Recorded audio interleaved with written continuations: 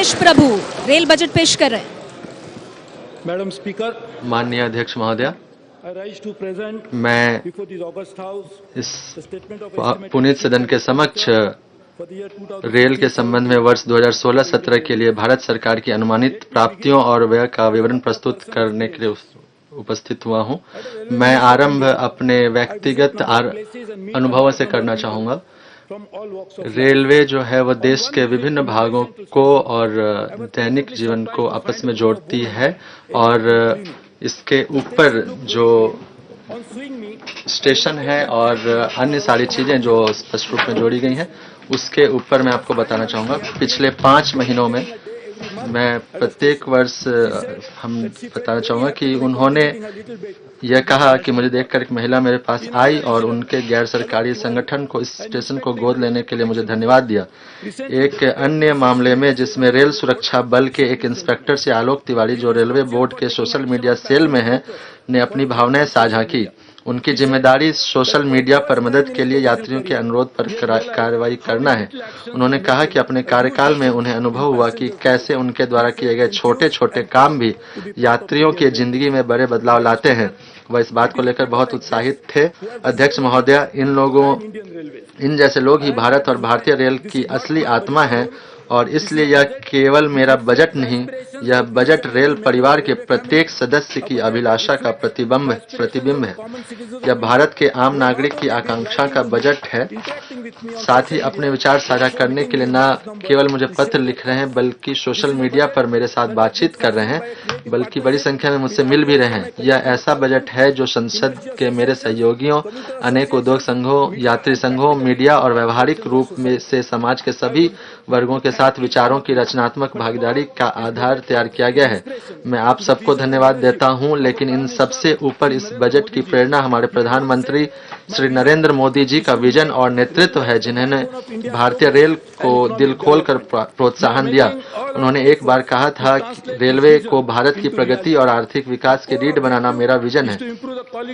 हम उनके इस विजन को साकार करने के लिए भरसक प्रयास कर रहे हैं। हमारा मुख्य उद्देश्य व्यक्तिगत स्तर पर ग्राहक के अनुभव में सुधार, राष्ट्रीय स्तर पर अधिकाधिक रोजगार के सृजन और आर्थिक प्रगति में अग्रणी होना है तथा भारत को इससे सबसे बड़ी संस्था में बदलाव लाकर मिसाल पेश करना है।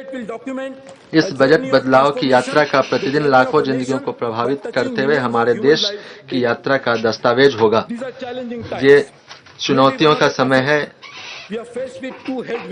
हमारे सामने 2 प्रमुख चुनौतियां हैं जो पूरी तरह से हमारे नियंत्रण से बाहर हैं।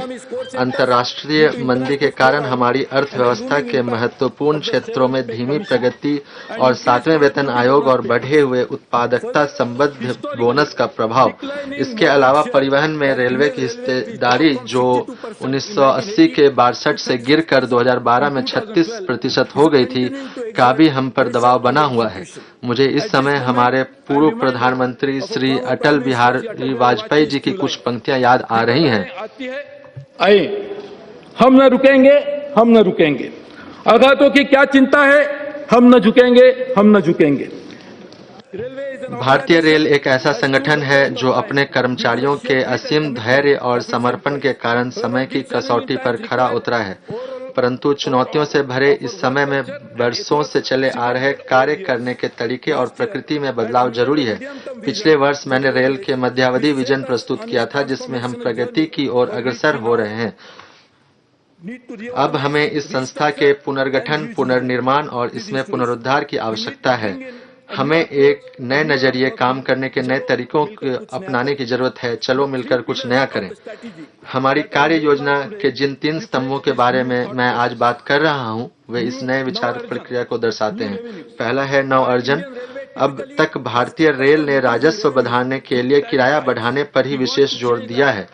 हम इसे बदलना चाहते हैं और परिवहन के क्षेत्र में हमारे हिस्से को दोबारा पाने के लिए हम माल भाड़ा नीतियों पर अपनी परंपरागत सोच को बदलना चाहते हैं। हम राजस्व के नए स्रोतों को दोहन करेंगे ताकि प्रत्येक दृश्य या अदृश्य परिसंपत्ति को अधिकाधिक बनाया जा सके। 9 मानक। अधिकतम उत्पादकता सुनिश्चित करने के लिए खर्च होने वाले एक रुपए की पुनः जांच की जाएगी। हम आगामी वर्ष में वित्तीय दृष्टि से शून्य आधारित बजट प्रक्रिया की अवधारणा अपनाएंगे। हम अपने कार्यकुशलता के मानदंडों और खरीद प्रक्रियाओं में सुधार करके उन्हें अंतर्राष्ट्रीय सर्वोत्तम प्रक्रियाओं के समक्ष बनाएंगे। हम अपने प्रत्येक क्रियाकलाप को कुशलता से पूरा करेंगे।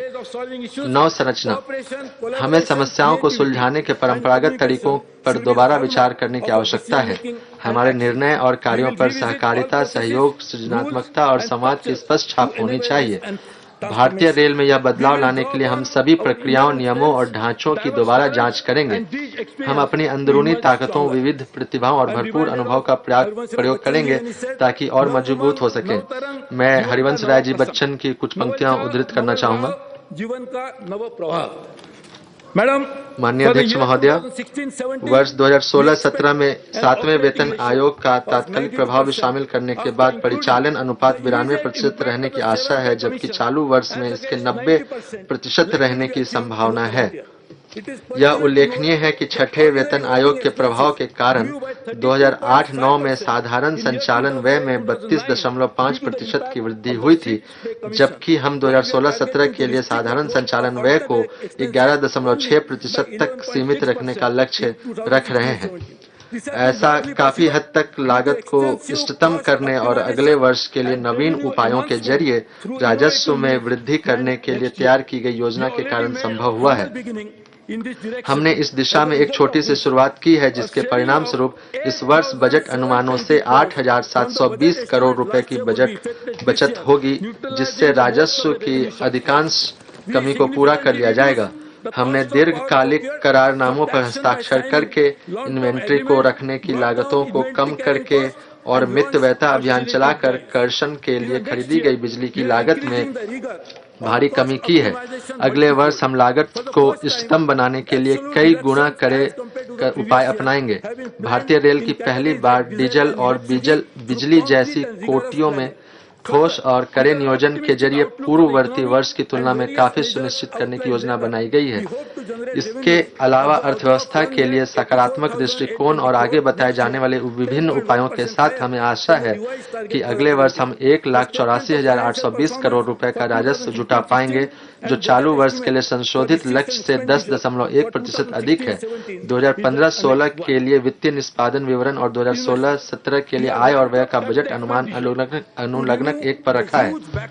निवेश और संसाधन, हमने पूंजीगत व्यय बढ़ा दिया है ताकि संगठन के पिछले भारी बैकलॉग को समाप्त किया जाए और मौजूदा तथा भावी जरूरतों को पूरा किया जाए।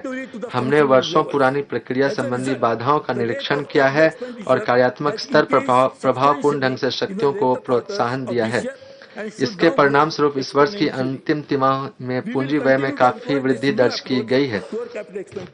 हम वर्ष 2009 से 2014 की अवधि में 48,100 करोड़ रुपए के औसत पूंजीगत व्यय और 8% प्रतिवर्ष की औसत वृद्धि से आगे निकलकर उल्लेखनीय प्रगति करने में सफल हुए हैं। इस वर्ष हमारा निवेश पिछले वर्ष के औसत का लगभग 2 गुना होगा। ऐसा उछाल पहले कभी हासिल नहीं हुआ। वर्ष 2016-17 में पूंजीगत योजना के लिए 1.21 लाख करोड़ रुपए रखे गए हैं। हमें बड़े निवेश के लिए कारोबार को आम नजरिए से हटकर देखने और फंड जुटाने तथा परियोजना निष्पादन के नए तरीके ढूंढने के लिए सतत प्रयास करने की आवश्यकता है। देश के अवसंरचनात्मक विकास में भारतीय रेल अग्रणी रहेगी, चाहे वह राज्यों के साथ साझा उद्यम हो, पीपीपी के लिए नए ढांचे का विकास हो, रुपए बॉन्ड के लिए अंतर्राष्ट्रीय बाजार पर नजर रखना हो या बहुपक्षीय और द्विपक्षीय एजेंसियों के साथ संपर्क करना हो। भारतीय रेल देश में अवसंरचनात्मक विकास में अग्रणी रहेगी। हमने पहली बार स्वीकृत निर्माण कार्यों की पिंक बुक में राज्य सरकार और अन्य एजेंसियों द्वारा शुरू की जा रही भागीदारी परियोजनाओं की एक सूची शामिल की है। रेलवे में निवेश किए गए 1 रुपए में इतना क्षमता है कि समग्र अर्थव्यवस्था में 5 रुपए की वृद्धि कर सके। रेलवे में इस बढ़े हुए निवेश का आर्थिक विकास पर जो प्रभाव होगा वह अभूतपूर्व है। इससे एक आधुनिक और कुशल रेल प्रणाली का विजन साकार होगा। हमारा जो विजन है, हमें भारत के नागरिकों को एक ऐसी रेल सेवा मुहैया करानी है जिस पर वे गर्व कर सकें। सीमित क्षमता और गति के अवरोधों से मुक्त सेवा, ऐसी सेवा जो कुशल और लोगों की आकांक्षाओं पर खरी उतरने वाली हो, ऐसी सेवा जो शानदार हो और यादगार हो, जहां मेरे देश के लोग आराम महसूस करें, जहां हमारे पास रेलवे के सभी क्षेत्रों के कार्यकलापों के लिए काफी विकल्प हों और समूची रेलवे प्रणाली कार्य कर सके और पर्यावरण अनुकूल हो, अर्थात ऐसी प्रणाली जो अपनी वित्तीय और अन्य जरूरतों पूरी करने में सक्षम हो। हमें आशा है कि हम वर्ष 2020 तक आम आदमी की लंबे समय से चली आ रही आशा को पूरा कर सकेंगे। इनमें है गाड़ियों में आवश्यकता के अनुसार आरक्षण उपलब्ध होना, विश्वसनीय सेवा प्रतिबद्धता के साथ मालगाड़ियों को समय सारणी के अनुसार चलाना, संरक्षण रिकॉर्ड में पर्याप्त सुधार के लिए उच्च स्तरीय तकनीक, बिना चौकीदार वाले सभी संपारों को समाप्त करना, समय पालन लगभग 95% तक पहुंचाना, मालगाड़ियों की औसत गति को 50 किलोमीटर प्रति घंटे और मेल एक्सप्रेस गाड़ियों की औसत गति को 80 किलोमीटर प्रति घंटे तक बढ़ाना, स्वर्णिम चतुर्भुज पर सेमी हाई स्पीड गाड़ियां चलाना, गाड़ियों से मूल मूत्र के डिस्चार्ज को समाप्त करना। मैं डॉक्टर विवेक देवराय की अध्यक्षता वाली समिति सहित विभिन्न समितियों का आभारी हूं जिनकी सिफारिशों ने हमारे विजन का आधार रहा है। उनकी अनेक सिफारिशों का पहले ही मेरी बजट भाषण का अंग होने के कारण तेजी से कार्यान्वयन हुआ है। हमारे प्रधानमंत्री जी चाहते हैं कि तेजी, कुशलता और पूरी पारदर्शिता के साथ विजन को वास्तविकता में बदला जाए। अपना दूसरा बजट भाषण आरंभ करते हुए मुझे इस बात का पूरा एहसास है कि यह अवसर केवल नई योजनाओं की घोषणाओं का ही नहीं है, बल्कि पिछले वर्ष के कार्यों को परखने का भी है। जिम्मेदारी सदा से ही सार्वजनिक जीवन का सिद्धांत रही है। मैं सहर्ष यह घोषणा करता हूं कि पिछले वर्ष की गई 139 घोषणाओं पर कार्यवाही आरंभ की गई है। पहली बार कार्यान्वयन रपट इस भाषण के साथ अनुलग्नक 2 के रूप में संलग्न है। माननीय अध्यक्ष महोदया, मैं पहले इस वर्ष के दौरान की गई कुछ मुख्य पहल कदमियों की प्रगति के बारे में कुछ कहना चाहता हूं। मैं सदन को सहर्ष सूचित करता हूं कि आर्थिक दृष्टि से व्यवहारिक रेल परियोजनाओं को अब फंड मिलने का पूरा भरोसा है और यह अगले 3-4 वर्षों में पूरी हो जाएगी। संस्थागत वित्त पोषण के माध्यम से हमने हमारी परियोजनाओं के लिए फंड जुटाने का नया उपाय किया है। भारतीय जीवन बीमा निगम ने बहुत ही अनुकूल शर्तों पर 5 वर्षों में 1.5 लाख करोड़ रुपए का निवेश करने की सहमति दी है। हम रेल परियोजनाओं के वित्त पोषण के लिए बहुपक्षीय सहयोग की एक निधि स्थापित करना चाहते हैं। चालू वित्त वर्ष के दौरान परियोजना निष्पादन में हम नए बेंचमार्क स्थापित कर पाए हैं। हम 2500 किलोमीटर अतिरिक्त बड़ी लाइन चालू करने के अपने महत्वाकांक्षी लक्ष्य से भी आगे निकल जाएंगे। यह पिछले वर्ष से लगभग 30% अधिक होगा। अगले वर्ष हमारी 2800 किलोमीटर रेलपथ चालू करने की योजना है। इस वर्ष हमने अपना मानदंड लाइन का निर्माण पूरा करने से बदलकर लाइन चालू करना कर दिया है। लाइन का निर्माण पूरा करना शब्द भ्रमित करने वाला है, यह मात्र कागजी सच्चाई है। जब तक लाइन चालू नहीं की जाती तब तक उसका उपयोग नहीं हो सकता। मैं सामान्य सदन को गर्व के साथ सूचित करता हूं कि पिछले 6 वर्षों के लगभग 4.3 किलोमीटर प्रतिदिन के औसत के मुकाबले हम लगभग 7 किलोमीटर प्रतिदिन की रफ्तार से बड़ी लाइन चालू करने में सफल हुए हैं। यह गति 2017-18 में लगभग 13 किलोमीटर प्रतिदिन तथा 2018-19 में लगभग 19 किलोमीटर प्रतिदिन तक बढ़ेगी और 2017-18 में लगभग 9 करोड़ रुपए श्रम दिवस तथा 2018-19 में 14 करोड़ श्रम दिवस के रोजगार का सृजन करेगी। विद्युतीकरण, यह सिद्ध हो चुका है कि बिजली कर्षण अधिक पर्यावरण हितैषी होने के अलावा अधिक किफायती भी है। सामान्य कामकाज की रीति के अनुसार हमें आवश्यक विद्युतीकरण पूरा करने में 10 से 15 साल लगेंगे, जिसे आगामी कुछ वर्षों में पूरा करने का हमारा लक्ष्य है। हम वित्त पोषण और परियोजना प्रबंधन की अभिनव विधियों तथा ऊर्जा मंत्रालय के साथ भागीदारी के माध्यम से इस प्रक्रिया में कई गुना तेजी लाएंगे। हम एक बुनियादी ढांचा तैयार करेंगे जहां सरकारी राजकोष पर दबाव को कम करने के लिए विद्युतीकरण से शुद्ध बजट पूंजीगत व्यय का वित्त पोषण करने में हमें समर्थ बनाएगी। इस साल हम 1600 किलोमीटर को चालू करना चाहते हैं, जो अभी तक सर्वाधिक है। अगले वित्त वर्ष में हमने रेल विद्युतीकरण के लिए परिवहन की व्यवस्था को लगभग 50% बढ़ाया है और 2000 किलोमीटर का विद्युतीकरण करने का प्रस्ताव कर रहे हैं। समर्पित माल गलियारा परियोजना, जो देश में सबसे बड़ी बुनियादी ढांचा परियोजना है, गति पकड़ रही है। इस सम्मानित सदन को यह सूचित करते हुए मुझे हर्ष हो रहा है कि यह वित्त वर्ष समाप्त होने से पहले सिविल इंजीनियरों निर्माण कार्यों के लगभग सभी ठेके दिए जा चुके हैं। मेरे द्वारा कार्य ग्रहण करने के बाद 24,000 करोड़ रुपए मूल्य के ठेके दिए गए हैं, जबकि पिछले 6 वर्षों में 13,000 करोड़ रुपए मूल्य के ठेके दिए गए थे। माल यातायात व्यवसाय के तीव्र विस्तार पर बल देते हुए संवर्धित यातायात के लिए नए समर्पित माल गलियारों का निर्माण करना अनिवार्य है, जिसके अर्थव्यवस्था और पर्यावरण के लिए परिणामी लाभ होंगे। निम्नलिखित फ्रेट कॉरिडोरों तथा दिल्ली को चेन्नई से जोड़ते हुए, उत्तर पश्चिम खड़गपुर से मुंबई को जोड़ते हुए, पूर्व पश्चिम और खड़गपुर से विजयवाड़ा को जोड़ते हुए पूर्व तट को शुरू करने का प्रस्ताव है। इन परियोजनाओं की रूपरेखा सौंपने और सार्वजनिक निजी भागीदारी सहित नवीन वित्त पोषण तंत्र के माध्यम से एक संयत समयबद्ध तरीके से क्रियान्वयन के लिए इन परियोजनाओं को उच्च प्राथमिकता प्रदान किए जाने का प्रस्ताव है। देश के आयात और निर्यात को बढ़ावा देने के लिए निर्बाध लॉजिस्टिक्स सुनिश्चित करने के वाले पत्तन संपर्क व्यवस्था एक महत्वपूर्ण घटक है। हमारे पिछले साल हमने एक तटीय पत्तन संपर्क कार्यक्रम शुरू किया था। इस सम्मानित सदन को यह सूचित करते हुए मुझे हर्ष हो रहा है कि टूना पत्तन खोल दिया गया था और जयगढ़, दीधी, देवास और पारादीप के पत्तनों के लिए रेल संपर्क की व्यवस्था की परियोजनाओं का क्रियान्वयन किया जा रहा है और हम 7517 किलोमीटर तट रेखा पर किसी भी प्रकार की भागीदारी के प्रस्ताव पर सकारात्मक रूप से विचार करेंगे। पूर्वोत्तर के राज्यों के लिए बेहतर संपर्क व्यवस्था हमारी सरकार की सर्वोच्च प्राथमिकता रही है। हमने असम में चिर प्रतीक्षित बड़ी लाइन पर लमडिंग सिलचर खंड को खोला है और इस प्रकार बराक घाटी को देश के साथ जोड़ दिया गया है। हम त्रिपुरा की राजधानी अगरतला को भी बड़ी लाइन नेटवर्क पर लाए हैं। मिजोरम और मणिपुर राज्य भी कटभल, भैराबी और अरुणाचल जिरीबाम की आमान परिवर्तन परियोजनाएं जल्दी ही खोल दी जाने पर देश के सबसे बड़ी लाइन मानचित्र पर आ जाएंगे।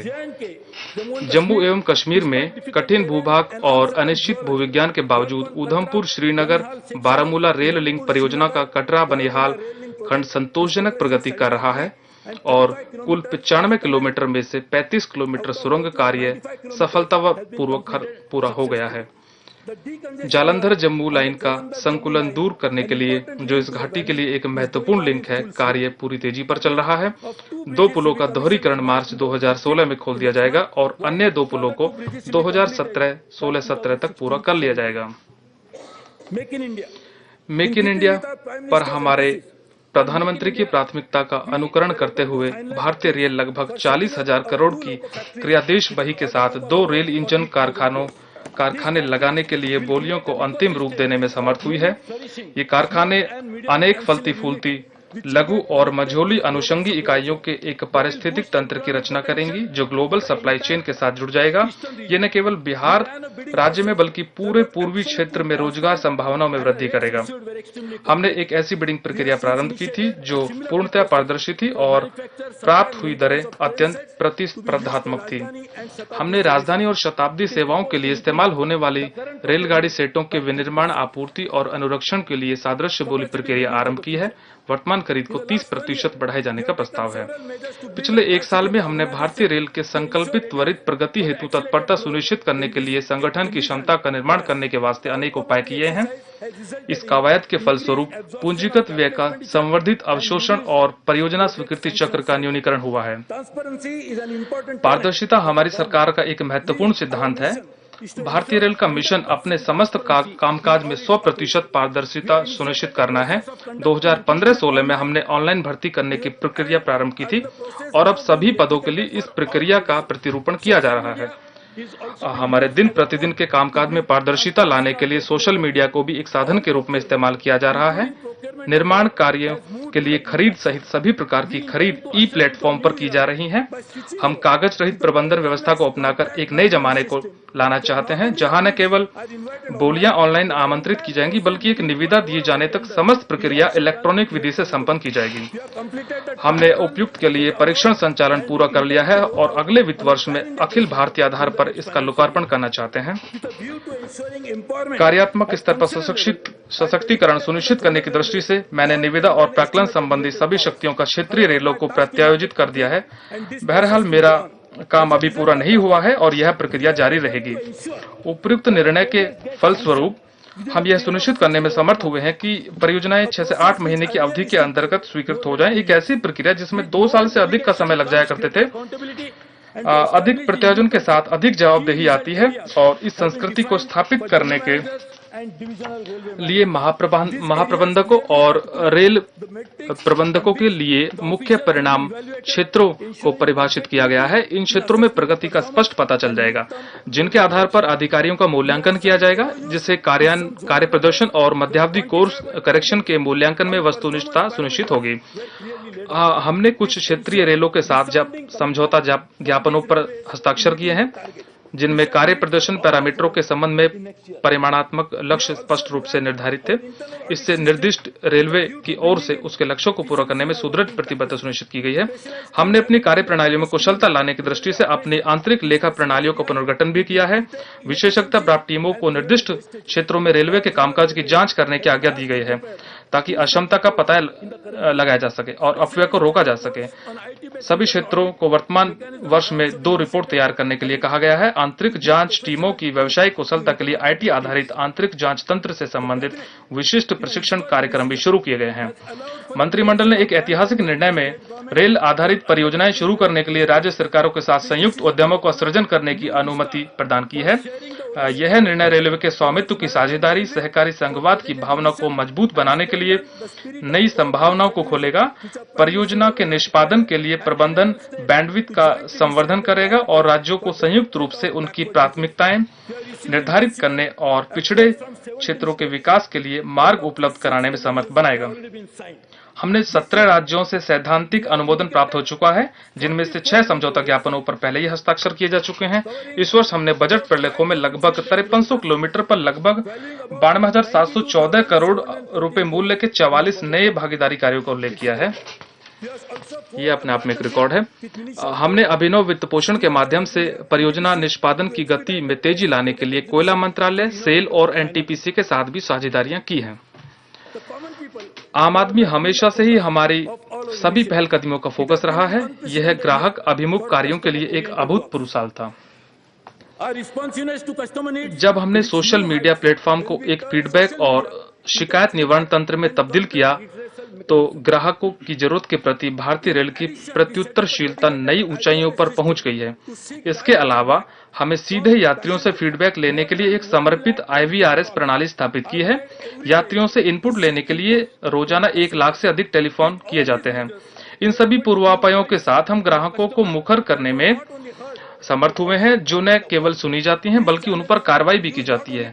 ये चैनल न केवल फीडबैक मांगने के लिए अपितु चिकित्सीय देखभाल, यात्रियों खासतौर पर महिलाओं की सुरक्षा और मानवीय देखभाल के अन्य पहलुओं को भी उपलब्ध कराने के लिए इस्तेमाल किए जा रहे हैं।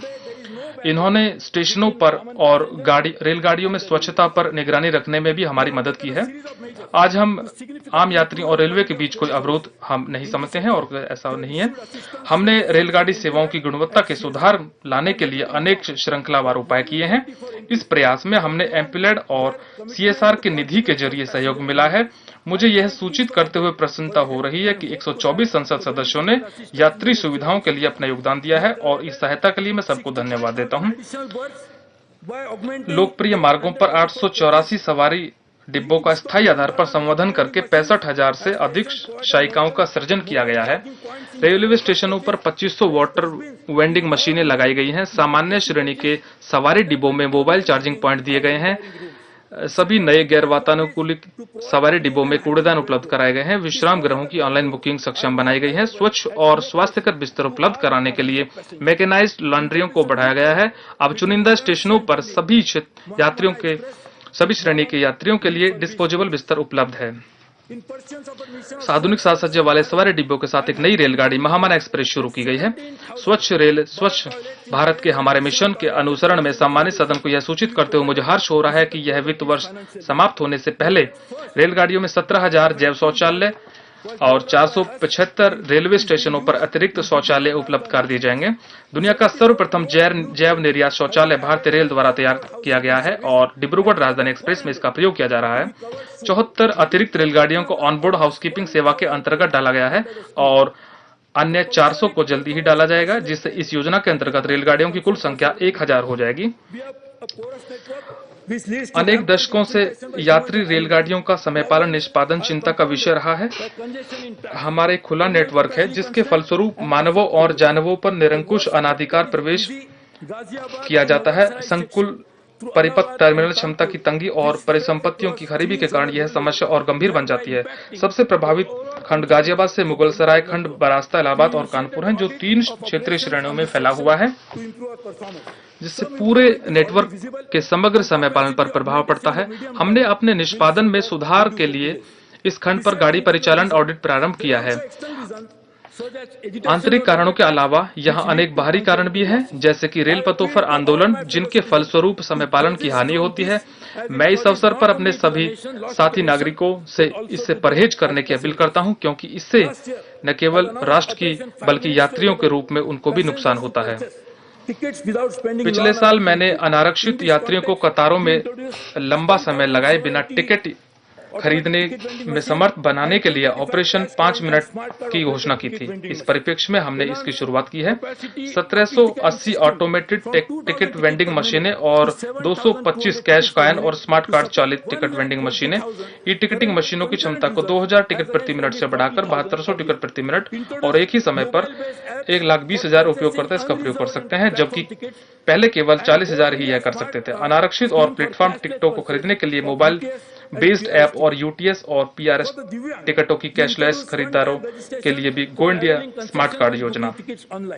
दिव्यांगों के लिए हमने शुरू किया है ऑनलाइन टिकटों की बुकिंग करते समय छूट का लाभ उठाने के लिए एक बार की रजिस्ट्रेशन, व्हीलचेयर की ऑनलाइन बुकिंग, सभी नए सवारी डिब्बों, ब्रेल एनेबल्ड हमारे वरिष्ठ नागरिकों और महिला यात्रियों के लिए निचली शायिकाओं का कोटा बढ़ाया गया है। आगामी वित्त वर्ष में हम प्रत्येक सवारी डिब्बे में वरिष्ठ नागरिक कोटे को 50% बढ़ा रहे हैं, जिसके फलस्वरूप वरिष्ठ नागरिकों के लिए लगभग 120 निचली शायिकाएं प्रति रेलगाड़ी उपलब्ध होंगी। अधिक एक्सीलेटर और लिफ्ट उपलब्ध कराई गई हैं। हमने रेलवे स्टेशनों पर विशेषकर अपने युवा और कारोबारी यात्रियों की सुविधा के लिए वाईफाई सेवाएं शुरू की हैं। यह प्रक्रिया शुरू हो चुकी है। इस साल 100 स्टेशनों पर और अगले 2 साल में 400 रेलवे स्टेशनों पर वाईफाई सेवा उपलब्ध कराने का प्रस्ताव है। हम इस प्रयास में गूगल के साथ साझेदारी कर रहे हैं। मैं इस अवसर पर अपने सभी सेवा प्रदाताओं को और उद्यमियों को इस पहल के बारे में अपने साथ साझेदारी करने के लिए आमंत्रित करता हूं। यात्री का अनुभव मुख्य तौर पर एक रेलवे स्टेशन पर सेवाओं की कुशलता और गुणवत्ता पर निर्भर होता है। एक पुनः विकसित रेलवे स्टेशन सेवा में सुधार लाने के अलावा अधिक गैर टैरिफ राजस्वों का सृजन करने का भी अवसर उपलब्ध कराएगा।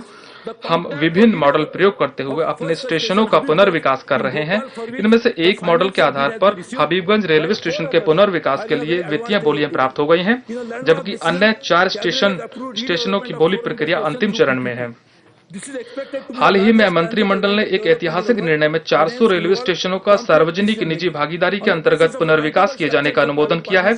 इससे दुनिया में सबसे विशाल परिवहन अभिमुख विकास होने की आशा है और इसके लिए इसमें जटिल निर्णय लेने पड़ते हैं। अगले वित्त वर्ष के दौरान निजी भागीदारी के लिए बैंकों को स्वीकार्य संरचना के आधार पर कुछ बड़े और मझोले स्टेशनों के लिए बोली प्रक्रिया शुरू किया जाने का प्रस्ताव है। सार्वजनिक निजी भागीदारी के माध्यम से शुरुआत करने के अलावा हम कतिपय अन्य रेलवे स्टेशनों के विकास के लिए बहुपक्षीय वित्तीय निवेश लेने की संभावनाओं की तलाश कर रहे हैं।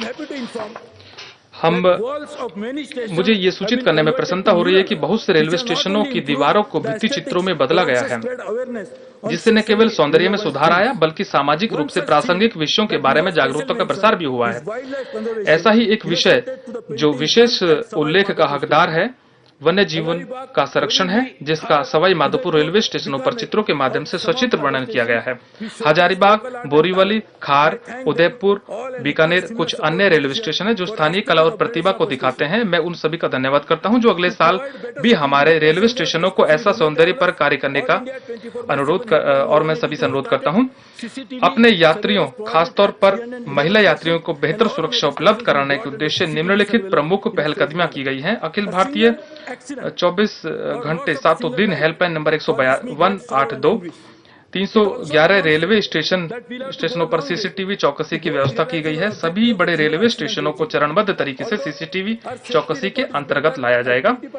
एक दुर्घटना या एक जीवन की हानि से मुझे अत्यंत दुख और पीड़ा होती है। इससे यह प्रदर्शित होता है कि हम शून्य दुर्घटना व्यवस्था का अपना उद्देश्य हासिल करने के लिए अभी लंबा सफर हमें तय करना है। हालांकि पिछले साल की तुलना में 20% दुर्घटनाओं के साथ हमारा सुरक्षा रिकॉर्ड बेहतर रहा है। मेरा पक्का विश्वास है कि भारतीय रेल से दुर्घटनाओं को उन्मूलन करने के लिए आगे का मार्ग नवीनतम तकनीकों को अपनाना और आत्मसात किए जाने पर निर्भर है। और हमने डॉक्टर काकोडकर की अध्यक्षता वाली इस समिति की सिफारिशों की जांच की है और उनके क्रियान्वयन पर कार्य कर रहे हैं। हम अत्यधिक भीड़ वाले रेलगाड़ियों के लिए मुख्य तौर पर उपनगरीय खंडों पर गाड़ी से गिरने से रोकने के लिए भी कार्य कर रहे हैं। वर्ष 2015-16 में हमने 350 चौकीदार वाले लेवल क्रॉसिंग बंद किए हैं और 1000 बिना चौकीदार वाले लेवल क्रॉसिंग समाप्त किए हैं। वर्तमान वर्ष में 820 रोड अंडर ब्रिज को पूरा किया गया है और 1350 पर कार्य प्रगति पर है। पिछले साल मैंने अपने बजट भाषण में उत्तरोत्तर 3000 करोड़ रुपए की वार्षिक बचत करने का उल्लेख किया था, जिसे तीसरे वर्ष तक प्राप्त किया जाना था। यह कुल कर्षण सप्लाई लागत का लगभग 30% है। मुझे यह घोषणा करते हुए खुशी हो रही है कि हम अगले वित्त वर्ष में भी अर्थात निर्धारित समय से एक वर्ष पहले यह लक्ष्य हासिल कर लेंगे। भारतीय रेलवे ने पहली बार डीम्ड वितरण लाइसेंसी के अहदे का इस्तेमाल करते हुए बिजली अधिनियम के प्रावधानों के अनुसार प्रतिस्पर्धी दरों को सीधे बिजली की खरीद की है। पहले से हस्ताक्षरित और कार्यान्वित बिजली खरीद करारों से 1300 करोड़ रुपए की वार्षिक बचत होगी। बिजली प्राप्ति के लिए पहले से शुरू की गई कार्रवाई से आगामी वर्षों के दौरान 1700 करोड़ रुपए की वार्षिक बचत होगी, जिससे कुल बचत 3000 करोड़ रुपए हो जाएगी। इसके अलावा मांग पक्ष प्रबंधन और ऊर्जा संबंधी किफायती उपायों में 300 करोड़ की बचत का लक्ष्य है। अब भारतीय रेल द्वारा उच्च भार वहन क्षमता वाले रेल इंजनों का निर्माण किया जा रहा है। इन रेल इंजनों का उपयोग बिजली यानों के उन्मूलन को संभव बनाएगा, जिसके द्वारा इनके स्थान पर सवारी यात्री डिब्बे लगाए जा सकेंगे, जिससे रेलगाड़ियों की वहन क्षमता का संवर्धन होगा और यात्रा समय गाड़ी की आवाज और ईंधन की खपत में भारी कमी आएगी। इसके परिणाम स्वरूप हमारे कार्बन फुटप्रिंट में भी काफी कमी आएगी। वर्तमान वर्ष में ऐसे 4 रेल इंजनों का निर्माण किया जा रहा है। 2016-17 में अन्य 39 रेल इंजनों का निर्माण किए जाने की आशा है। किसी भी विश्व स्तरीय रेल प्रणाली में कुशल जनशक्ति बनाए रखने के लिए रेल विश्वविद्यालय की महत्वपूर्ण भूमिका होती है। हमने विश्वविद्यालय के रूप में पूर्णतः विकसित करने के लिए वडोदरा स्थित भारतीय रेल राष्ट्रीय अकादमी को चुना है। अगले वित्त वर्ष के दौरान विश्वविद्यालय स्थापित करने के लिए तैयारियां पूरे जोरों पर चल रही हैं। भारतीय रेल एक संगठन के रूप में समृद्धि के पथ पर तब तक प्रगति नहीं कर सकती है जब तक यह पथ डिजिटली सुसज्जित न हो। इस वर्ष ट्रैक मैनेजमेंट सिस्टम TMS का एप्लीकेशन शुरू किया गया था। उसके साथ रेल पथ निरीक्षण, निगरानी और अनुरक्षण के कार्यकलाप एक IT प्लेटफॉर्म पर आ गए हैं और SMS और ईमेल के रूप में ऑटोमेटेड अलर्ट जारी हो रहे हैं। TMC के इन्वेंट्री प्रबंधन मॉड्यूल के परिणाम स्वरूप इन्वेंट्री में 27,000 MT की कमी आई है और जिससे 64 करोड़ रुपए की बचत हुई है और 53 करोड़ रुपए मूल्य के समकक्ष 22,000 MT स्क्रैप की पहचान हुई है। 2016-17 के दौरान संपूर्ण भारतीय रेल पर यह प्रणाली कार्यान्वित हो जाएगी। भारतीय रेल ने अपने अधीन भूमि का रिकॉर्ड रखने हेतु केंद्रीकृत भूमि डाटा का डिजिटलीकरण करने के लिए एक एप्लीकेशन विकसित की है। चूंकि मैं नई पहलों का निरूपण करने के लिए आगे बढ़ रहा हूं, इसलिए मुझे जरा सा एक कदम वापस जाने की अनुमति दीजिए। पिछले साल के बजट का एक प्रमुख महत्वपूर्ण क्षेत्र यात्रियों को बेहतर सुविधाएं उपलब्ध कराना और रेल यात्राओं को आनंदप्रद बनाना था। हम इस गति को बनाए रखेंगे और भारतीय रेल के नेटवर्क पर प्रतिवर्ष सवारी करने वाले 7 खरब यात्रियों में प्रत्येक को संतुष्टि सुनिश्चित करने के लिए कड़ा प्रयास करेंगे। हमारी सरकार आम आदमी की सरकार है, जो सभी के विशेषकर किसानों, कामगारों, विकलांग और गरीबों के लाभ के लिए निरंतर कार्य कर रही है। सबका साथ सबका विकास हमारे लिए बस एक नारा नहीं है, यह हमारे विचारों और हमारे कार्यों में व्याप्त है। हमारा प्रत्येक ग्राहक हमारा ब्रांड एम्बेसडर है, साथ ही हमारे अस्तित्व का मूल कारण भी है। इसलिए प्रत्येक बार उसके यात्रा करने पर उसकी संतुष्टि की मात्रा बढ़नी चाहिए। हमारे प्रत्येक ग्राहक को प्रसन्न करने का अनुसरण करते हुए मैं निम्नलिखित उपायों का प्रस्ताव कर रहा हूं। इस सरकार का पक्का विश्वास है अंत्योदय एक्सप्रेस और दीन दयालु सवारी डिब्बे। इस सरकार का पक्का विश्वास है कि भारत का भाग्य तब तक नहीं बदलेगा जब तक आम आदमी या महिला की जिंदगी में सुधार नहीं आएगा। न केवल वह हमारे नीति निर्धारण का केंद्र बिंदु है, बल्कि हमारे सार्वजनिक उद्घोषणा में और हमारी विचारधारा में सर्वत्र व्याप्त है। हम आम आदमी के लिए अंत्योदय एक्सप्रेस, लंबी दूरी की पूर्णतया अनारक्षित सुपरफास्ट रेलगाड़ी सेवा चलाने का प्रस्ताव कर रहे हैं, जो व्यस्तम मार्गों पर चलाई जाएगी। हम आम जनमानस के लिए अपनी वहन क्षमता का संवर्धन करने हेतु अनारक्षित यात्रा के लिए कुछ लंबी दूरियों की रेलगाड़ियों में 2 से 4 दीन दयालु सवारी डिब्बे भी लगाने का प्रस्तावित कर रहे हैं। इन सवारी डिब्बों में पीने की पानी की सुविधा होगी और अधिक संख्या में मोबाइल चार्जिंग पॉइंट दिए जाएंगे। हमसफर और तेजस और उदय। मैं 3 चुनिंदा रेलगाड़ी सेवाओं की घोषणा कर रहा हूं। हमसफर और तेजस और उदय। हमसफर और तेजस किराया दर सूची और गैर किराया दर सूची उपायों के माध्यम से लागत वसूली सुनिश्चित करेगी। हमसफर पूर्णतः वातानुकूलित तृतीय एसी सेवा होगी, जिसमें भोजन की व्यवस्था वैकल्पिक होगी। दूसरी ओर तेजस भारत में रेलगाड़ी यात्रा के भविष्य को दिखाएगी। 130 किलोमीटर प्रति घंटा और उससे अधिक गति पर चलित ये जवाबदेही और उन्नत ग्राहक संतुष्टि सुनिश्चित की जाएगी। हम सबसे व्यस्त मार्गों पर रात्रिकालीन उत्कृष्ट डबल डेकर एयर कंडीशनड यात्री सेवा भी शुरू करने का प्रस्ताव कर रहे हैं, जो वहन क्षमता को लगभग 40% बढ़ाने की संभावना रखती है। बुकिंग खिड़कियों पर यात्रियों के प्रतीक्षा समय को कम करने के लिए हम उपनगरीय और छोटी दूरी वाले यात्रियों के लाभ के लिए हैंड हेल्ड टर्मिनलों के जरिए टिकटों की बिक्री शुरू करना चाहते हैं। इससे हम न्यूनतम अवसरचनात्मक आवश्यकताओं के अनेक बिक्री स्थल तैनात कर सकते हैं। हम टिकट वेंडिंग मशीनों के जरिए प्लेटफॉर्म टिकट की बिक्री भी शुरू करना चाहते हैं, जो नकद राशि के अलावा क्रेडिट या डेबिट कार्डों के साथ भी सक्षम होगी। हम आगामी 3 माह में विदेशी पर्यटकों और प्रवासी भारतीयों के लिए विदेशी डेबिट क्रेडिट कार्डों से ई टिकटिंग सुविधा शुरू करेंगे। हमारे पत्रकार मित्रों के लिए हम उन्हें रियायती पासों पर टिकट की ई बुकिंग की सुविधा देना चाहते हैं। इसके लिए लंबे समय से मांग की जा रही है और उन्हें यह सुविधा मुहैया कराना मेरा सौभाग्य है। पीआरएस टिकटों को रद्द कराने के लिए यात्री को निर्धारित समय सीमा के भीतर रिफंड के लिए बुकिंग खिड़की तक जाना पड़ता है। यात्रियों के लिए यह बहुत असुविधाजनक होता है। हम हेल्पलाइन 139 यानी 139 पर यात्रियों को पंजीकृत फोन नंबर पर भेजे गए वन टाइम पासवर्ड का उपयोग करते हुए टिकट रद्द कराने की सुविधा शुरू करना चाहते हैं। हम बिना टिकट यात्रा की समस्या से निपटने के लिए प्रमुख स्टेशनों पर पायलट आधार पर बारकोड वाले टिकटें, स्कैनर और एक्सेस कंट्रोल शुरू करेंगे और यात्रियों के लिए निर्बाध यात्रा सुनिश्चित करेंगे। हमने सुबह के घंटों के दौरान तत्काल टिकटों की बिक्री शुरू होने के समय सेवाओं में सुधार लाने के लिए अनेक उपाय किए हैं। अभी भी इसमें वैध यात्रियों को गाड़ी के टिकट न मिलने की शिकायतें आ रही हैं, इसलिए तत्काल काउंटरों को उत्तरोत्तर ढंग से सीसीटीवी के दायरे में लाने की हमारी योजना है। पीआरएस वेबसाइट की सुरक्षा विशेषताओं के आवधिक रूप से थर्ड पार्टी ऑडिट और प्रमाणन की व्यवस्था करने की हमारी योजना है। विकल्प मांग पर गाड़ी।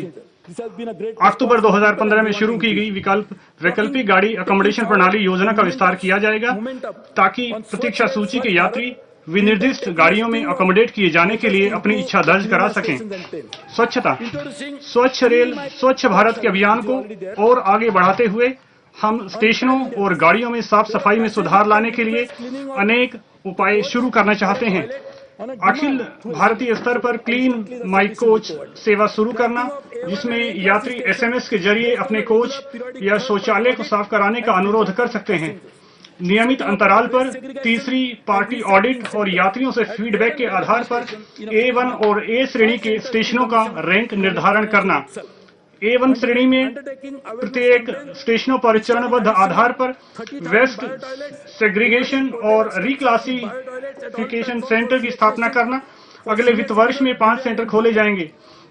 चुनिंदा स्टेशनों, पहुंच मार्गों और निकटवर्ती कॉलोनियों में साफ सफाई में सुधार लाने के लिए जागरूकता अभियान चलाना। अगले वित्त वर्ष में 30,000 अतिरिक्त जैव शौचालय लगाना। वरिष्ठ नागरिकों, दिव्यांगों और महिला यात्रियों की मांग को पूरा करने के लिए चुनिंदा स्टेशनों के सभी प्लेटफॉर्मों पर पोर्टेबल जैव शौचालय मुहैया कराना। शौचालय बनाने और उनके रखरखाव के लिए अन्य नवीन उपायों को भी शुरू करने की मेरी योजना है, जैसे विज्ञापन अधिकार, CSR स्पॉन्सरशिप, सामाजिक संगठन की ओर से स्वैच्छिक सहायता आदि। स्टेशनों पर खानपान और स्टॉल। ग्राहकों की संतुष्टि के लिए खानपान एक महत्वपूर्ण घटक है। हमारे ग्राहकों को गुणवत्तापरक भोजन मुहैया कराने के उद्देश्य के अनुसरण में खानपान सेवाओं में संबंधित निम्नलिखित उपायों का प्रस्ताव है। IRCTC खानपान सेवाओं को चरणबद्ध आधार पर शुरू करेगी। IRCTC भोजन तैयार करने और भोजन वितरित करने में खानपान सेवाओं में सुधार करेगी। खानपान सेवाओं को 45 बड़े स्टेशनों से बढ़ाकर A1 श्रेणी और A श्रेणी के सभी 408 स्टेशनों पर यह सुविधा मुहैया कराना। गाड़ियों में वैकल्पिक खानपान सेवाएं शुरू कराने के लिए संभावनाओं का पता लगाना और इनमें यात्रियों के लिए स्थानीय व्यंजन भी उपलब्ध कराए जाएंगे। गाड़ियों में ताजा और स्वच्छ भोजन सुनिश्चित करने के लिए IRCTC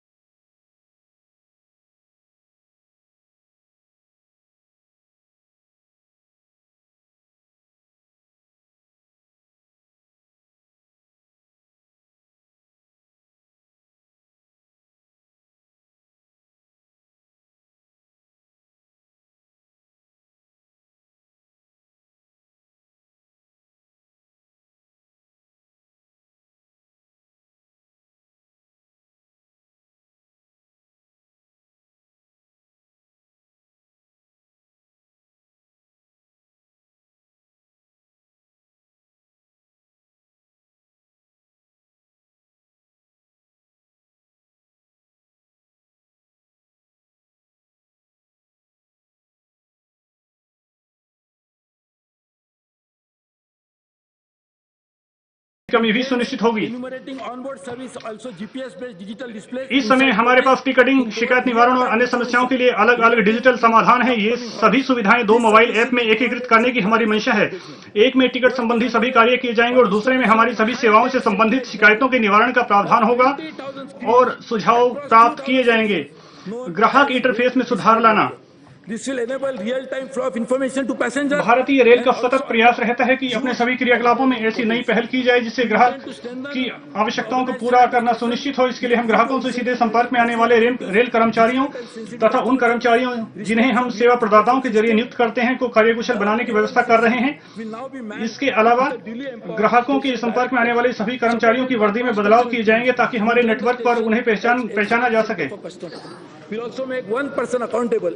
और हम बेहतर यात्री The great places of pilgrimage in India. सुविधाएं, सतर्क एवं संवेदनशील ग्राहक सेवा, त्वरित शिकायत निवारण और बेहतर वाणिज्यिक सोच सुनिश्चित करने के लिए स्टेशनों पर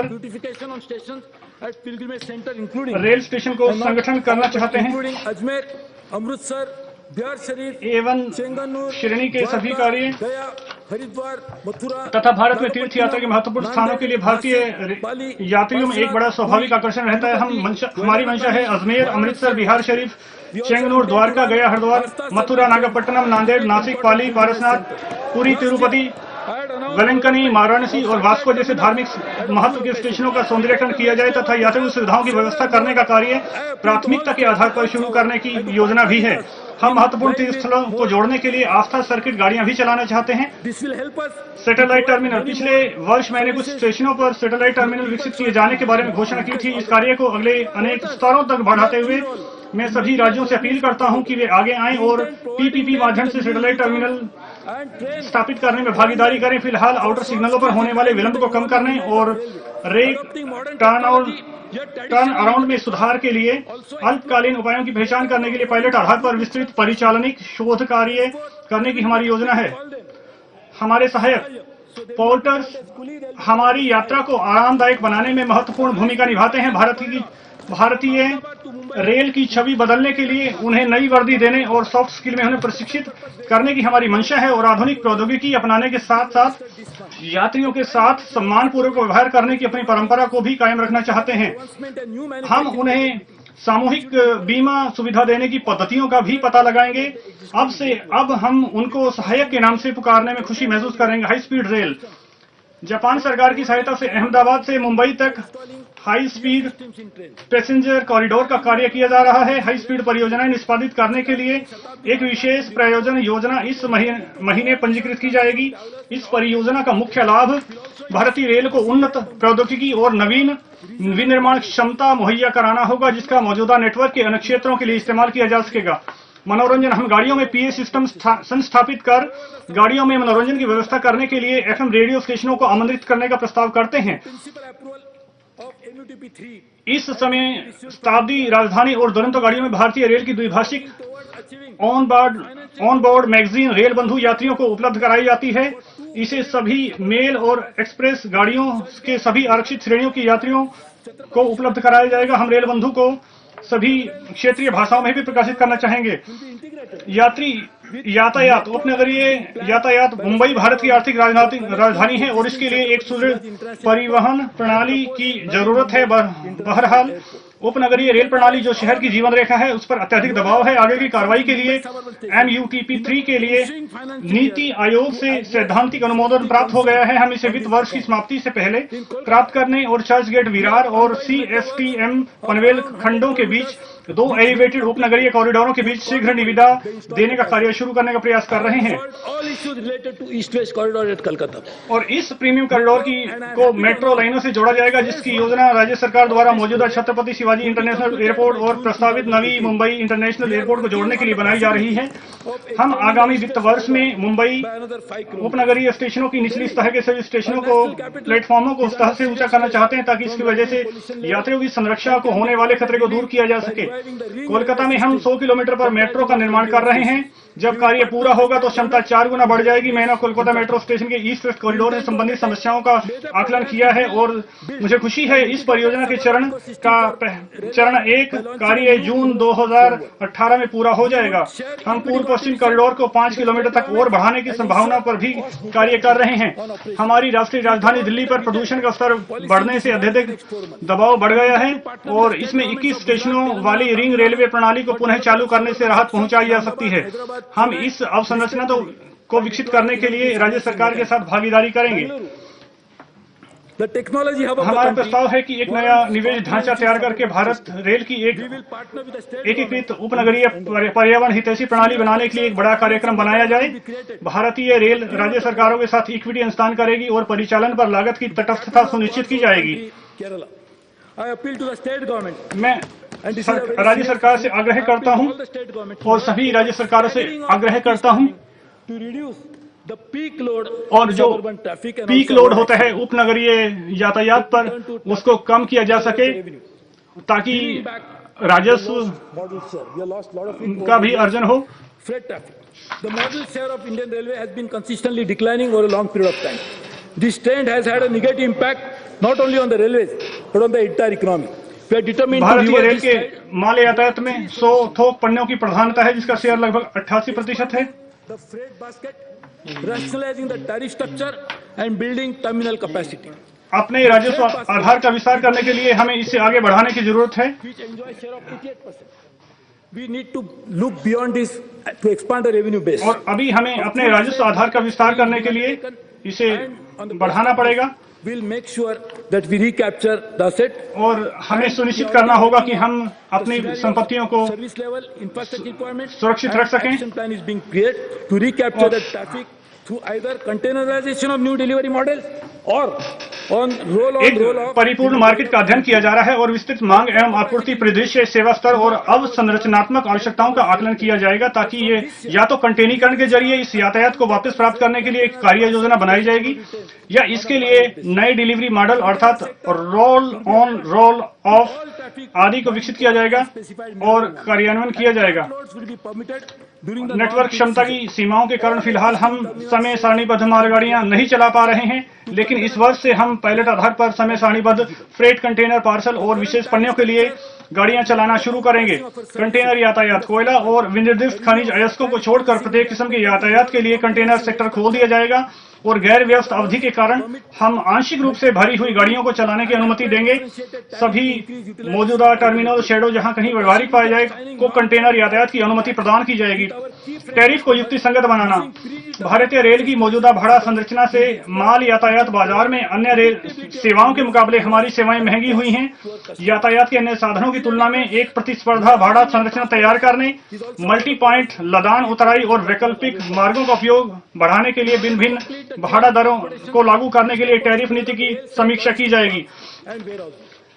टर्मिनल क्षमता का निर्माण, वेयर हाउस और परिवहन सुविधाओं की अपर्याप्तता भी इसका एक कारण है जिसकी वजह से संभावित ग्राहक रेलवे से दूर चले जाते हैं। परिवहन की श्रृंखला को पूरा करने के लिए रेल साइड लॉजिस्टिक पार्क और वेयर हाउस बनाने का प्रस्ताव है। इन लॉजिस्टिक पार्कों और वेयर हाउसों का निर्माण पीपीपी माध्यम से किया जाएगा जिससे अपेक्षित कुशलता आएगी और निवेश प्राप्त होगा और साथ ही रेलवे को और ज्यादा यातायात आकर्षित करने में भी मदद मिलेगी। to capture the automobile traffic. ट्रांसलोक Bharat की परिवहन लॉजिस्टिक कंपनी बन जाने के बाद राष्ट्रीय परिवहन प्रदाता के रूप में अपनी भूमिका निभाने में हम आधारभूत परिवर्तन पाएंगे। This push हमारा ध्यान warehousing would also माल यातायात कारोबार के लिए लास्ट माइल कनेक्टिविटी मुहैया कराने और लॉजिस्टिक लागतों में भारी कमी करने पर होगा। 2016-17 में ट्रांसलोक द्वारा कम से कम 10 माल शेड विकसित किए जाएंगे। ऑटोमोबाइल यातायात को आकृष्ट करने के लिए हम शीघ्र ही चेन्नई में भारत के पहले रेल ऑटो हब का उद्घाटन करेंगे। stakeholders रेल साइड वेयर हाउसों पर जोर दिए जाने से माल यातायात टर्मिनलों के निकट खाली भूमि पर कोल्ड स्टोरेज की सुविधाओं को विकसित करेंगे। स्थानीय किसानों और मछुआरों को इस सुविधा का इस्तेमाल करने में प्राथमिकता दी जाएगी। अगले माह इस संबंध में एक नीति तैयार की जाएगी। of leasing of general purpose vehicles ग्राहकों का परिपोषण, restricted. अपने प्रमुख माल हितधारकों के साथ संपर्क स्थापित करने के लिए हम प्रमुख ग्राहक Beyond less than 5%, प्रबंधक नियुक्त करेंगे। सभी प्रकार के पत्राचार और शिकायतों के निपटान के लिए many of the world railway systems generate anywhere between 10-20%, even 30% of the और revenue. यद्यपि भारत रेल के साथ वास्ता रखने वाले व्यक्तियों की संख्या ज्यादा है तथापि हम किराए से इतर स्रोतों के जरिए 5% से भी कम राजस्व अर्जित करते हैं। विश्व की बहुत सी रेल प्रणालियां किराए से इतर स्रोतों से 10% से 20% राजस्व अर्जित करती हैं। अगले 5 वर्ष की अवधि में हम परिसंपत्तियों का मौद्रीकरण करके और राजस्व उपार्जक अन्य कार्यों से इस विश्व औसत को हासिल करने का प्रयास करेंगे। हमने इसके लिए प्रयास पहले ही शुरू कर दिए हैं। monetizing land along track, स्टेशनों के पुनर्वास का एक बड़ा कार्यक्रम शुरू किया गया है, जिसका मैंने पहले जिक्र किया। and tree plantation. रेल पथ के आसपास की भूमि का भी मौद्रीकरण किया जा रहा है। Scheduled caste, scheduled भारतीय रेलवे के पास आसपास की जो खाली जमीन है, बागवानी और वृक्षारोपण को उसमें बढ़ावा दिया जाएगा, जिसके लिए हम इस स्थान को पट्टे पर देंगे। इससे वंचित वर्गों, अनुसूचित जाति, जनजाति, अन्य पिछड़ा वर्ग आदि को रोजगार मिलेगा। we collect भोजन सुरक्षा में भी सुधार होगा। रेलवे भूमि पर अतिक्रमणों की रोकथाम होगी। इस ट्रैक का इस्तेमाल करके सौर ऊर्जा उत्पन्न करने की संभावनाओं की भी जांच की जाएगी। of monetizing of data software. भारतीय रेल यात्री की प्राथमिकता टिकटिंग के पैटर्न, पन्ने प्रवाह, गाड़ी चालन और अन्य विभिन्न सेवाओं तथा परिचालनों से संबंधित सूचना का डाटा संकलित करती है। हम अपने डाटा सॉफ्टवेयर और भारतीय रेलवे द्वारा निःशुल्क प्रदान की जाने वाली कुछ सेवाओं जैसे कि PNR इंक्वायरी का मुद्रीकरण कर सकते हैं। इनका अन्य भागीदारों द्वारा वाणिज्यिक दृष्टि से Physical infrastructure, लाभ उठाया जा रहा है, commercial exploitation, परंतु साथ ही यह भी सुनिश्चित किया जा रहा है to give special focus. कि ग्राहकों की निजता का ख्याल रखा जाए। विज्ञापन, भारतीय रेलवे के पास Advertising potential. विशाल भौतिक और प्राकृतिक अवसंरचना है, जिसका विज्ञापन के माध्यम से वाणिज्यिक उपयोग किया जा सकता है।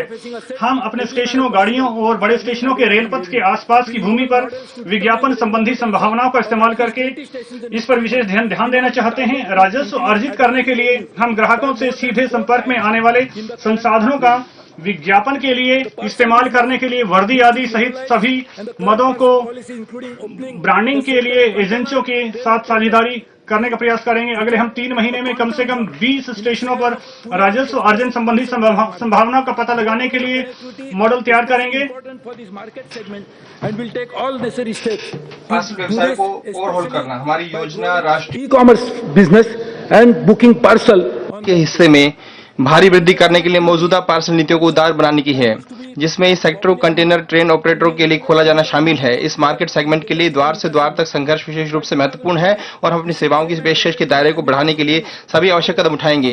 खासतौर पर ई कॉमर्स जैसे उदीयमान क्षेत्र में हम पार्सल की ऑनलाइन बुकिंग के लिए एक पायलट परियोजना भी शुरू करेंगे। विनिर्माण कार्यकलापों से राजस्व, घरेलू व अंतर्राष्ट्रीय बाजार में अर्थपूर्ण भागीदारी बनाने के लिए उत्पादन यूनिटों और वर्कशॉपों में उत्पादन बढ़ाकर और बेहतर विनिर्माण पद्धतियों को अपनाकर रेलवे के लिए पर्याप्त क्षमता उपलब्ध कराना आवश्यक है। हम इन यूनिटों को आवश्यक शक्तियां और प्रोत्साहन प्रदान करने के लिए कार्य करेंगे ताकि निर्यात और घरेलू सप्लाई के माध्यम से 2020 तक लगभग 4,000 करोड़ रुपए तक वार्षिक राजस्व जुटाने का लक्ष्य पूरा किया जा सके। प्रक्रिया में सुधार, Is to the global standard. EPC परियोजना, Best practices. भारतीय रेल परियोजनाओं में बड़े व्यावसायिक भागीदारों की हिस्सेदारी सुनिश्चित करना और लागत तथा समय में वृद्धि को न्यूनतम करने के लिए मैंने पिछले वर्ष ईपीएफ आधारित ठेकेदारी को अपनाने के संबंध में घोषणा की थी। मुझे ये घोषणा करते हुए प्रसन्नता हो रही है कि हमने ईपीसी माध्यम से निर्माण कार्य शुरू करने के लिए मानक दस्तावेजों को अंतिम रूप दे दिया गया है और 2016-17 में इसके जरिए कम से कम 20 परियोजनाओं करेंगे। हम 300 करोड़ रुपए की लागत वाले सभी के निर्माण कार्यों को ईपीसी ठेकों के जरिए प्रदान करने का प्रयास करेंगे। कार्य निष्पादन आउटपुट पैरामीटर आधारित ठेका, कार्य निष्पादन आउटपुट पैरामीटर आधारित ठेका भारतीय रेलवे ने सफाई सुविधा प्रबंधन आदि जैसे आउटसोर्सिंग ठेकों के जरिए गैर परिचालनिक क्षेत्रों में निजी पार्टियों की सेवाएं लेती है।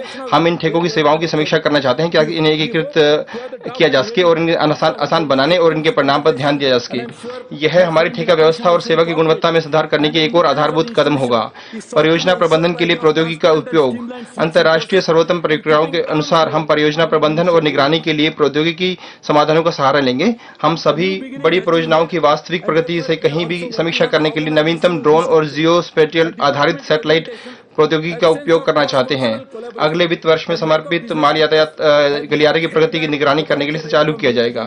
समूची प्रणाली में सूचना प्रौद्योगिकी का एकीकरण, आईटी के क्षेत्र में हमारी नीतियां टुकड़ों में संचालित हो रही हैं। हमने समूची प्रणाली को एकीकरण किया है जो क्षैतिज और लंबवत दोनों प्रकार से नवसंरचना में भागीदारी के मॉडल के माध्यम से चलाई जाने वाली उद्यम संसाधन प्रणाली के समान है। इसके लिए प्रारंभिक रिपोर्ट प्राप्त कर ली गई है।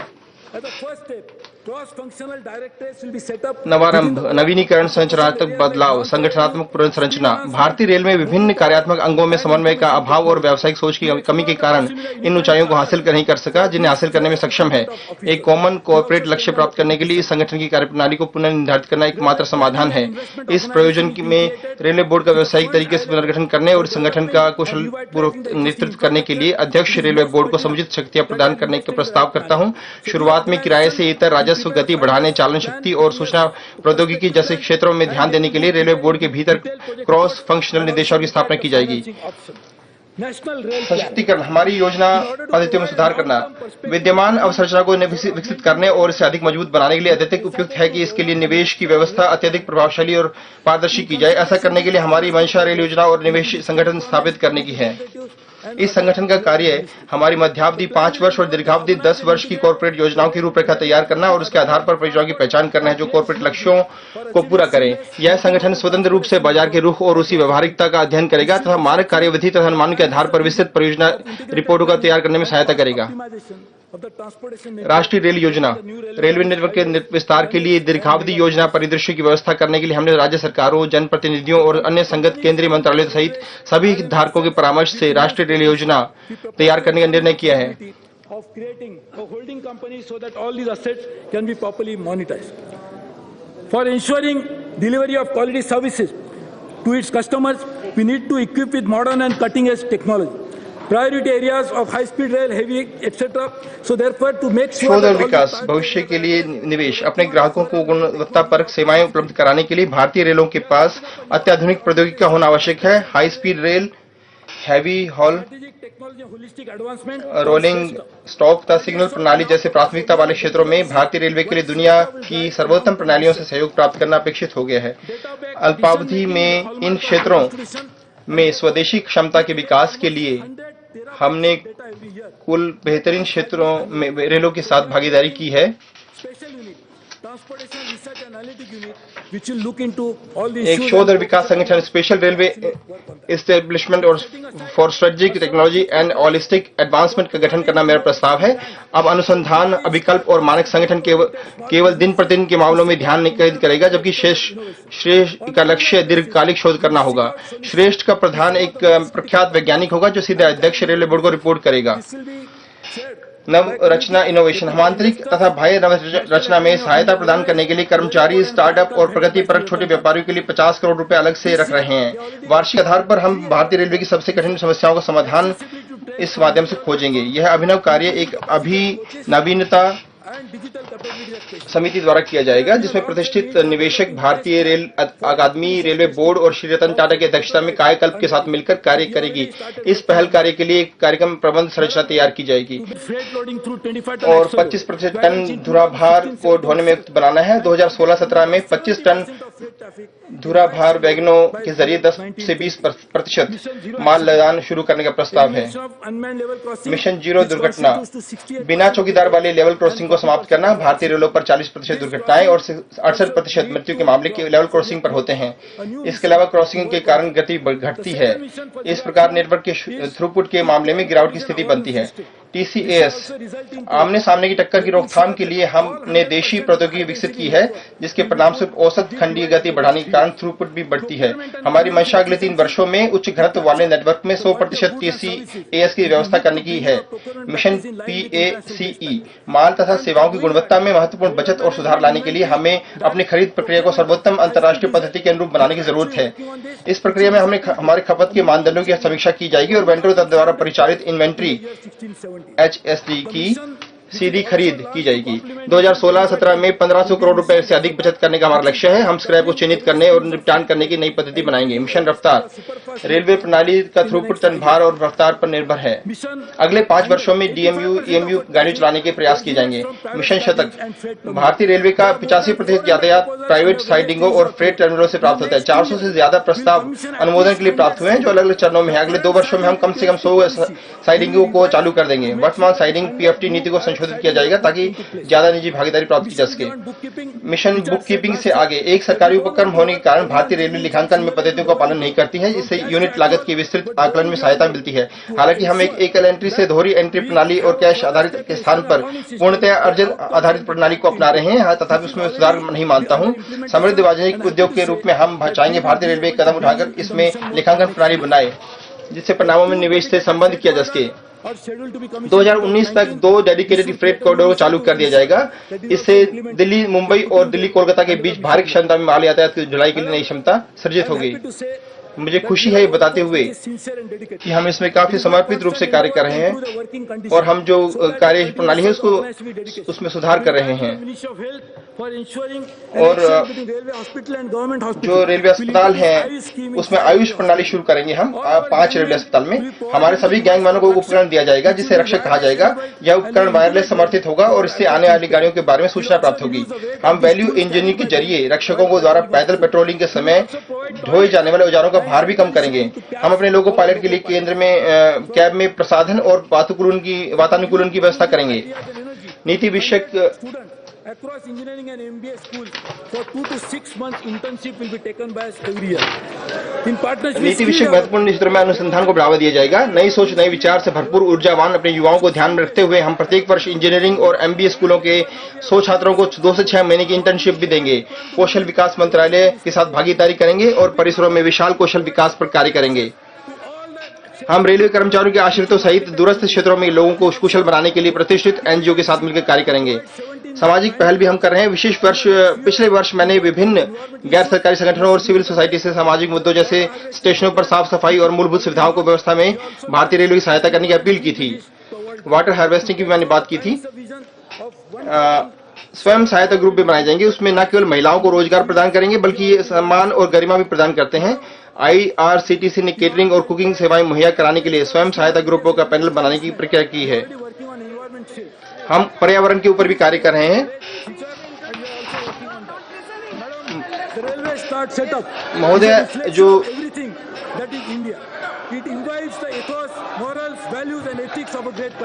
भारत एक महान देश है, उसकी जो नैतिकता है उन पे हम ध्यान दे रहे हैं। विभिन्न रेल कार्यालयों में पर्यावरण के भी कार्य कर रहे हैं और उसमें उत्कृष्ट कार्य करने पर एक शील्ड देना शुरू भी किया है। और महोदया, मैंने अपना भाषण शुरू किया था कि हमने पिछले वर्ष जो कार्य शुरू किया था हमने उसमें महत्वपूर्ण जो प्रगति प्राप्त की है और हम इन लक्ष्यों की प्राप्ति की ओर कार्य करेंगे। और मुझे गौतम बुद्ध की भी याद आती है जिसने कहा था कि कोई गलती जो करता है उसका सुधार आवश्यक है। और मैं ये कहना चाहता हूं कि हम भारतीय रेलवे को और आगे बढ़ाएंगे और हम 2 गलतियां कर सकते हैं। पहली, यात्रा शुरू ना करें, दूसरा सफर पूरा ना करें। आप अपना सफर पहले शुरू कर चुके हैं और मैं यात्रा को पूरा भी करना चाहता हूं। हम भारतीय रेलवे को समृद्धि और सफलता की मंजिल तक पहुंचाने में पहले नहीं रुकेंगे। अध्यक्ष महोदय, इन शब्दों के साथ मैं 2016-17 का रेल बजट माननीय सदन में संस्तुत करता हूँ। सभा 2:15 बजे फिर उपस्थित होगी, पुनः समेत होगी।